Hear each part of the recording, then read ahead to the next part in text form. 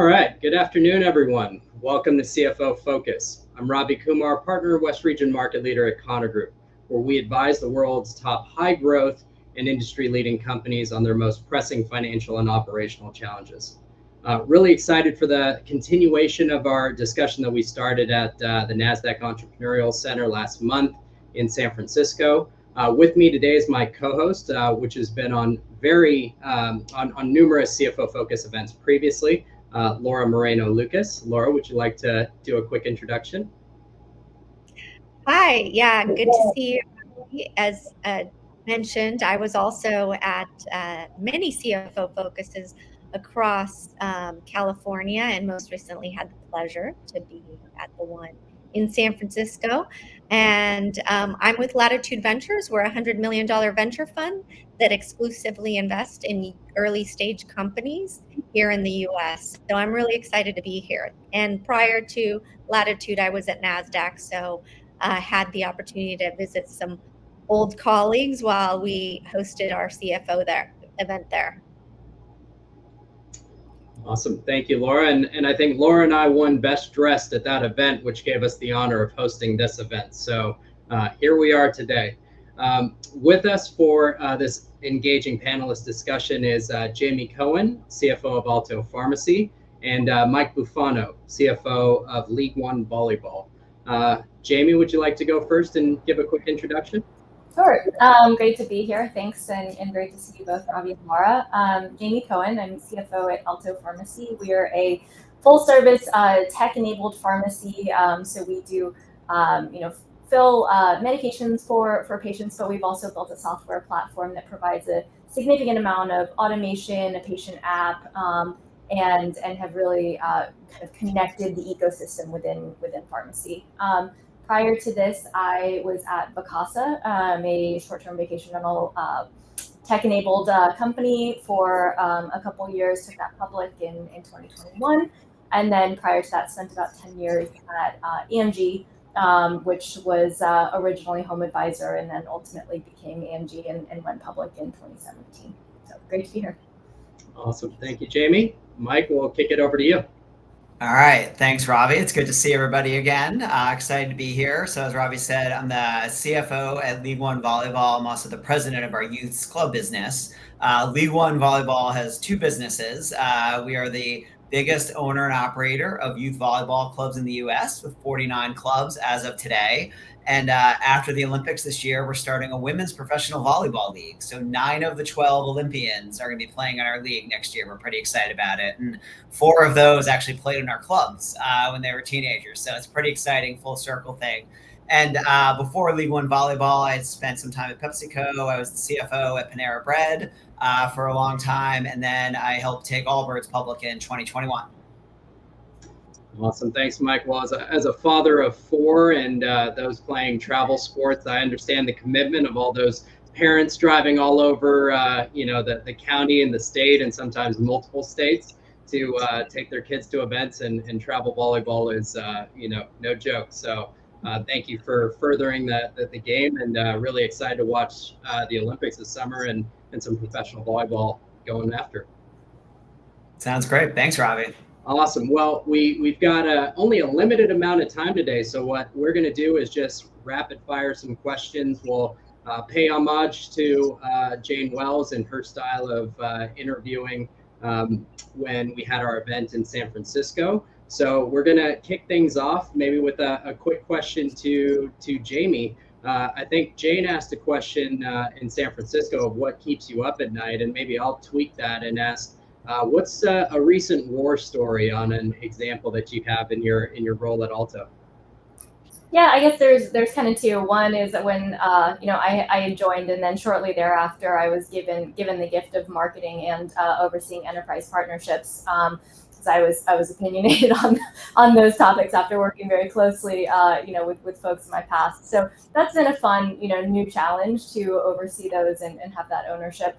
In terms of a war story, we recently went through, it did not go through, but we were going through pretty serious acquisition diligence. And while that was going on, my VP of finance left for a destination wedding and honeymoon and was gone for 2.5 weeks. So that's my best war story. It felt like hand-to-hand combat at times in trying to get through that, reverse diligence model, all sorts of stuff. But yeah, all good. I was very protective of her time. People were like, "Oh, when is she really getting married?" I'm like, "No." So you didn't get any sleep. Yeah. Yeah, you didn't get any sleep over those days. Exactly.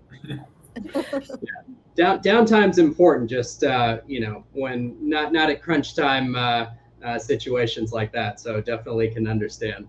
But Mike, I think we've known each other for a while now, and I know what I loved one of the first times we talked was just how you described yourself as a CFO plus. And I know in your prior roles, you've done a lot from rolling out e-commerce at Panera to leading an IPO at Allbirds. How do you measure success, especially when you're doing trailblazing things like changing the ordering process at a retail food company?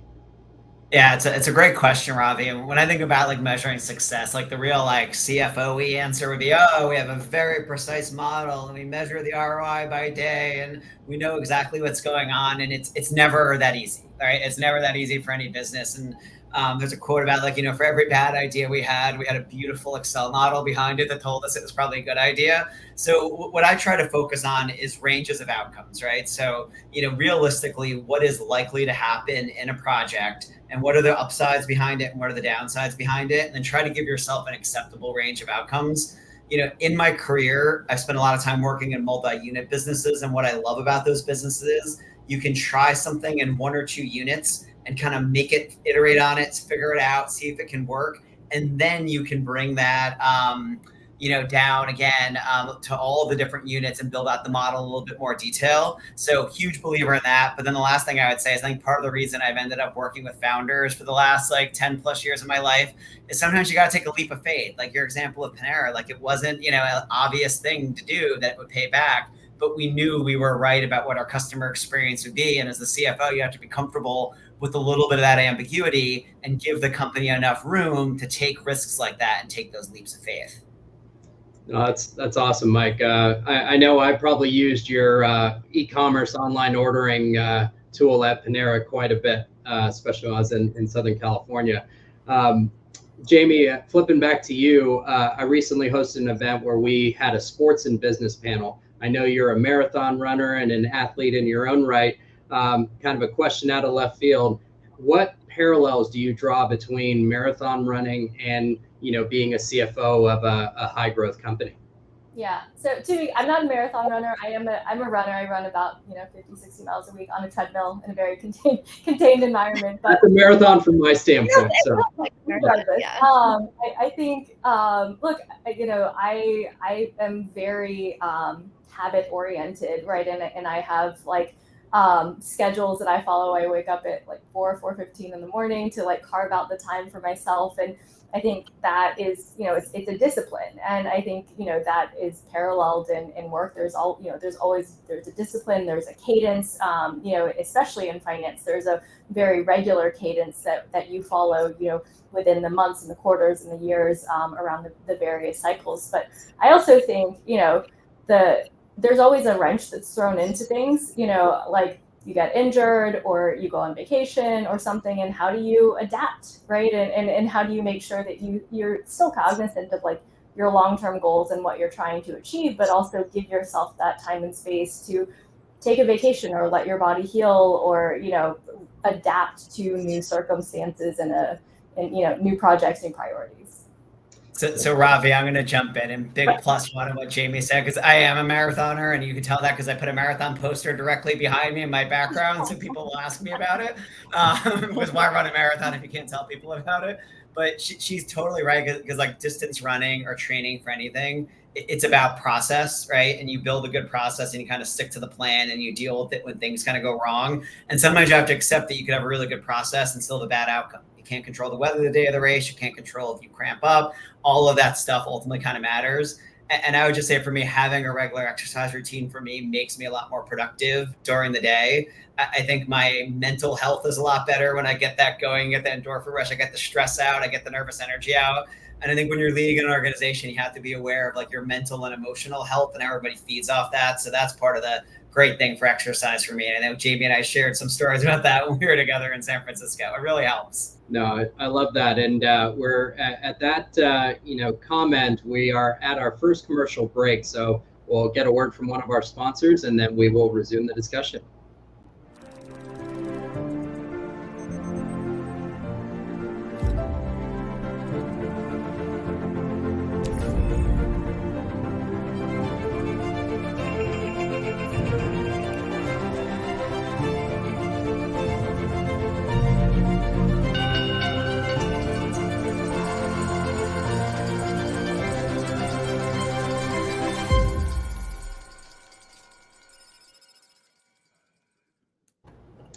And we're back. I forgot to make the comment, just at the beginning of the presentation. For our audience, if you have questions for whether us as the hosts, Laura or myself, or for our panelists, please submit comments and we'll come back to those at the end of the call. Laura, I'll maybe turn it over to you. Yeah, thanks, Ravi. No matter what sector or industry you're in, CFOs seem to have a common bond and a mission to keep their businesses thriving and sustainable. We saw obviously this through the pandemic and uncertain times. So thinking longer term, we do have an aging population, and the access to healthcare, medication, and wellness products. Jamie, can you tell us how you're making the most of this opportunity now? Yeah, absolutely. I mean, I think pharmacy is a really important space as we think about, an aging population. As we think about, making our platform and our experience very patient friendly, super easy to use. So we have a patient app that over 80% of patients use, and we take feedback, and that includes feedback from people who might be on the older side, on Medicare plans, and how is their user experience? Are they able to navigate it and understand their medications and schedule deliveries? The other things I'd add is, one, making sure that we're providing convenience. So we do have a different model than like a CVS or Walgreens, where we have a 50-mile delivery radius. So we can actually bring a medication to your house, which is really important for people who may not have the mobility to drive somewhere, walk somewhere, or have that ability to go and pick up. So I think that is a big factor for folks. We also can personalize care. We have, pharmacists that are available 7 days a week to counsel and answer questions about medications for folks. And then also saving patients money. We have automated workflows that check for coupons, for savings, for discounts, to make sure that, we can really get them the best prices possible. That's great. No, I mean, I can definitely relate to some of the challenges on having to go pick up prescriptions and stuff for actually my elder parents. So it's something that I know is appreciated to have that delivery done, and having them feel just really safe about, getting what they need in terms of medication, and then the savings across the board. That's cool. So another question, maybe for both of you. You guys are, relatively young, and if we think about CFOs that we've talked to and met over the series across the U.S., do you guys have a mentor, and how you think about, who guided you here, and how often do you check in with your mentors? I can go first. It's not just one mentor, Laura. There's a lot of people, honestly, who kind of helped, I think, make me who I am today. And some of them are different points in my career.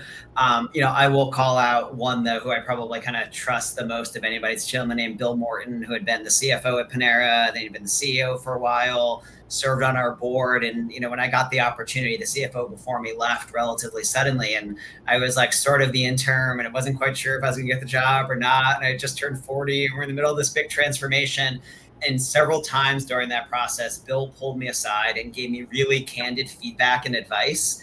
And I think that's one of the most important things you can do as a mentor, is if someone has that trusting relationship with you, you got to give them the honest feedback, the honest advice, and it'll help them get better. And the single biggest thing he told me as like the internal candidate was, he told me I needed to stop doing my old job and start doing the new job. And I'm using my hands as I'm moving around because he told me to literally sit in a different seat at the table because it would give me a different perspective on the same old meeting every month.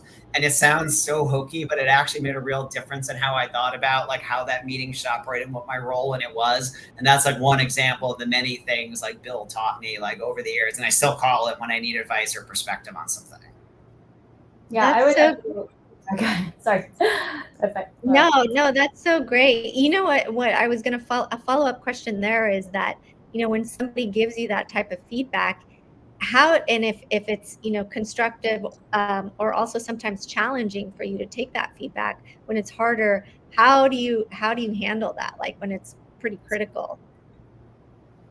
Yeah, I mean, you got to be open to it and open to the coaching. I mean, I'll be honest, when he like called me one day and was starting to tell me this was like a weekend, I mean, thank God we weren't on video because I'm sure my facial reaction was not great. It was probably a little bit like, are you kidding me right now? Like I'm killing myself. But it wasn't just the fact that I was working so hard. You need to hear it. And I was think everybody's different in how they process feedback. I think for me personally, sometimes I need to kind of hear it and then I digest it and I kind of kick it over my head a little bit. And then I'm able to put it into action, or I may ask some follow-up questions. I would say the biggest advice I give to the folks who are giving feedback, whether they're folks who work on your team or someone you're mentoring, is put it in the phrase of like, I want to set you up for success. I'm giving you this feedback because I think, like you're capable of doing whatever. It's like, put it in the phrase as you're on their side, you have your arm around them. And Bill was always excellent with that with me. So it always made his feedback to me much more valuable. And he knew I needed to hear it that way. Yeah, that's amazing. Jamie, what about you? Yeah, I mean, I'd agree with Mike that there's a lot of people that have provided mentorship to me over the years. Some that have, lasted a very, very long time, have longstanding relationships with, and still talk to today.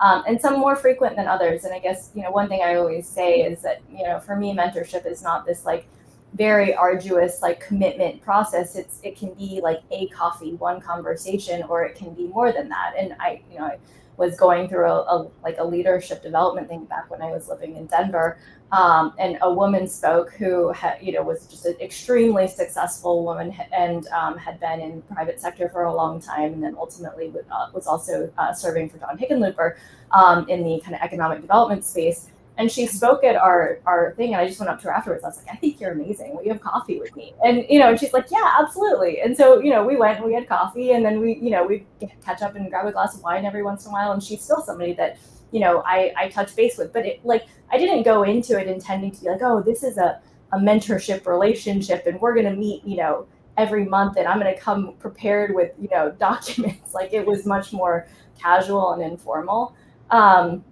So yeah, then I'd also agree with Mike. I mean, one of my mentors said to me, what made you successful in the past is not going to be what makes you successful in the future. So same exact thing. And it was hard for me to change that because you get ingrained in these patterns of behavior and you have reinforcement of like what's made you successful.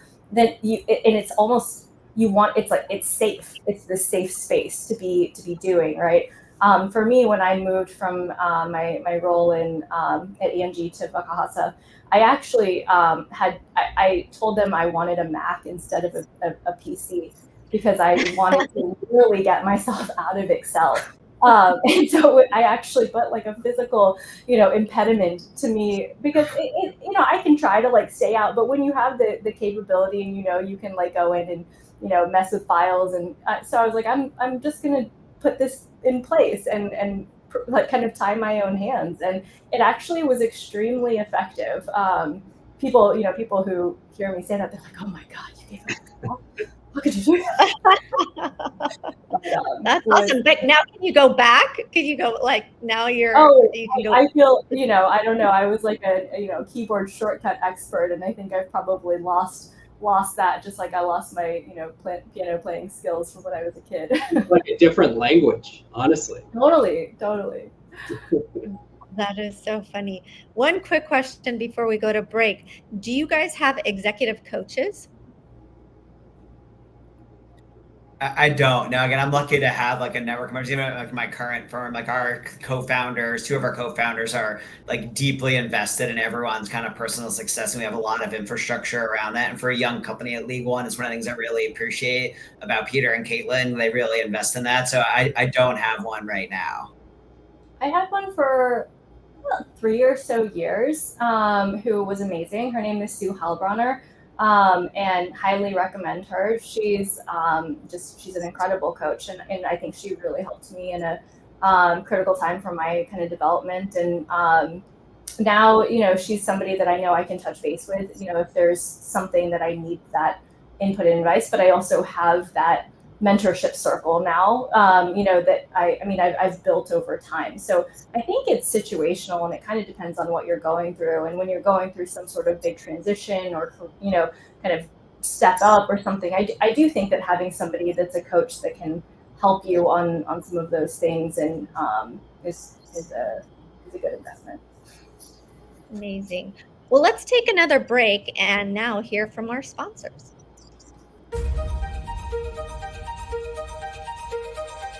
It's really a huge honor to be here and to stand here with all of you. Thank you for making this happen. We couldn't be more excited as we accelerate the clean energy future to now. Everyone, we made history. NASDAQ has always been the place for transformational companies that are altering the course of their industries. We have the ability to make a tremendous impact.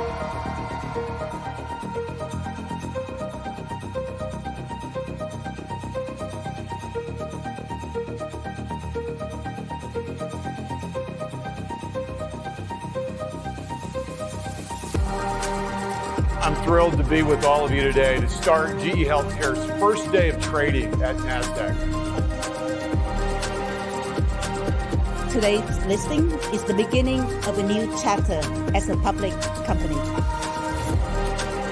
I could not be more proud of what we have achieved in the last number of years leading up to this historic day. It's great to be listed on NASDAQ because, like you, we too try to always break the status quo. We value our partnership and look forward to supporting your continued success as a NASDAQ-listed company.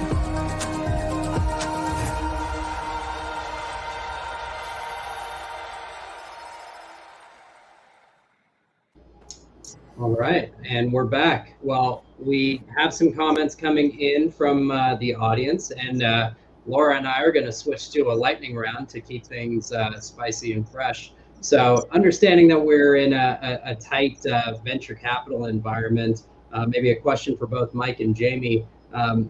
What are you guys doing to access growth capital in the current market conditions? Go ahead, Jamie, you go first. For us, it's really focused on path to profitability. It's a very important thing in this kind of ecosystem, and then also just having really clarity around our strategy and our path forward and how we're thinking about kind of going from this full service dispensing pharmacy to really leveraging the platform that we've built over time and our roots as a technology company and thinking about that in new ways.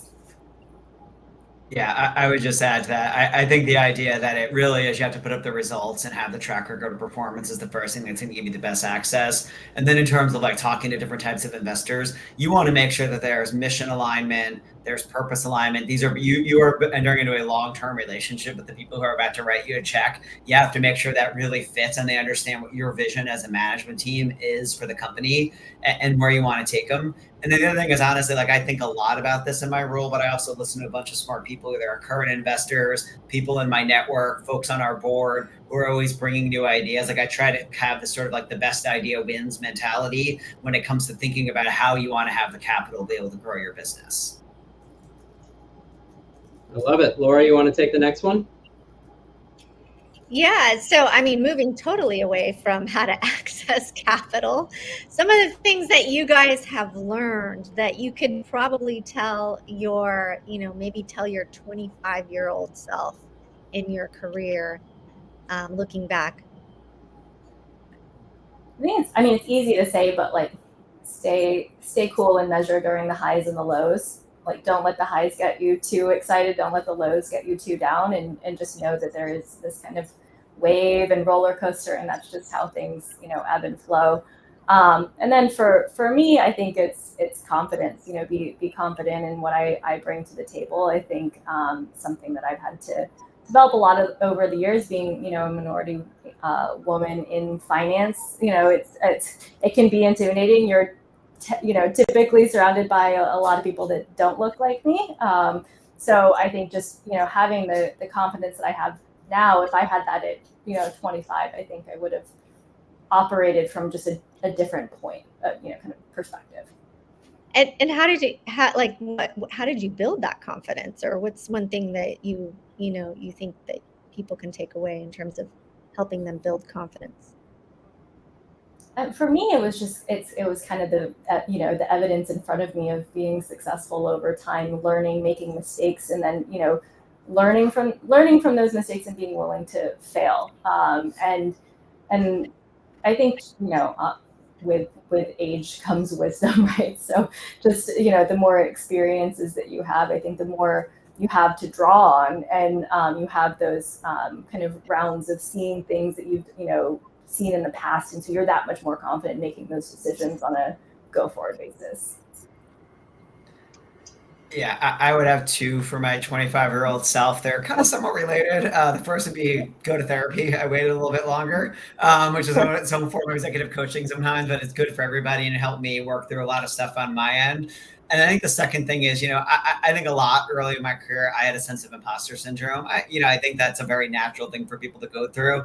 And I think in my case, it was this sense of like, while I had all the structural advantages Jamie may not have, I was a white guy in finance. It was the exact opposite of what Jamie just conveyed. People just assumed I knew what I was doing, especially if I wore my glasses that day. I still didn't feel like I always knew what I was doing because, my sister and I, my older sister is like one of my heroes and she's like amazing to me. And we were the first, generation in our family to graduate college. So like we were in uncharted territory, right? And so while outwardly you would have thought, oh yes, this is like, everything, this person should work in finance and do all these things. To me, I always felt like I didn't belong for like a really long time in my career because of that background. So just, that's my own version of that. Like get over the imposter syndrome. You do belong. You're smart enough. You're good enough. Nobody has it figured out. We're all kind of faking it some days. So like just go for it and make it happen and trust yourself. I thought you were going to say, Mike, given all the marathons that you would have said, stretch more, do more yoga. I 25-year-old self probably no, but like I would say like maybe buy those like Norma Tech like recovery boots earlier. I bought them eventually and they helped a lot in training. Those definitely helped in Bandon Dunes for all those golf courses. Yeah. So Mike, I'm gonna throw another question out. Given we're seeing what's going on with Live Golf and the PGA, League One volleyball is not the only professional volleyball sports in the game. So there is another league out there. Is the plan merger? Is it, we're going to stick to our brand and promote it? What do you see in store for that? Yeah, I mean, the first thing I'd say, I think it's an incredibly healthy sign for the sport of volleyball that there are two leagues that are out there. The level of interest and the level of interest in women's sports is through the roof, volleyball in particular. So I think that's honestly the biggest thing in my mind. It just shows the health of the space we're in, and there's a ton of potential there. Honestly, what we're most focused on is we believe we're going to have a phenomenal product on the court. We're going to have a great fan experience. I want to get that first season launched. I want to enjoy the games. I want to see these amazing women who are some of the best athletes in the world just like kick butt on the court and be heroes for like the athletes like in our clubs. And the rest of that stuff will sort itself out over time, Robbie. I don't lose too much sleep on that. Focus on the controllables right now. I love it. Laura, you want to take the next one? Yeah, I know we're almost out of time here, so I will just throw in one last thing here. Do you guys have any pets? I do. I'll show you. She's right here. Ooh. It's show and tell. Okay. This is my She's a French bulldog. She's my little office mate. Oh, in my cat. And this is Stanley. He hates to be on camera, but he's my little buddy. He's our rescue rat terrier. He was asleep, as you can tell. I was going to say, such well-behaved dogs. I can hear my 6-year-old yelling outside my door. And the dogs are just being so quiet on the floor. Look at that. Oh, thanks, buddy. Oh, I know. What well-trained pets. I joke sometimes, but he is the person I talk to the most during the day. Some days, just like, narrates my day when you work from home some days. So he's my office mate. That's awesome. Amazing. Well, I know Robbie, do you have any pets? I do. Well, oh yeah, that's actually a funny question. In addition to my 4 children, I have 4 goats, 2 cats, 16 chickens, and 10 Muscovy ducks. So I forgot to mention that we run a small farm up in Marin. So yeah, that's all. There you go. So only a few pets. Amazing. All right, well, I think we are at the end of our time, and we want to be respectful to our audience. I want to absolutely thank Mike and Jamie for your time. Love the reboot of our dialogue that we started back in San Francisco last month. Thank you to Laura, my co-host. Always a pleasure, and hopefully we get to do this again soon. Thank you, everyone. Yeah. Thanks for having us. Thank you.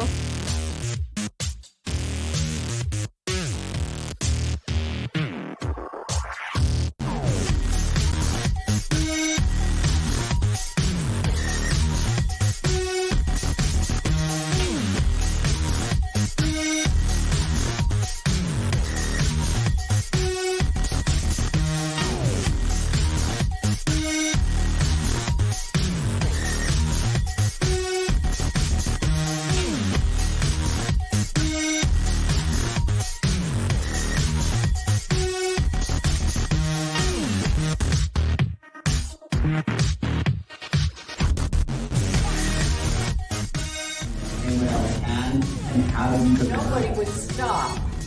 I was on the street of Biscayne Boulevard. I think what we'll hear today, and one of the things that I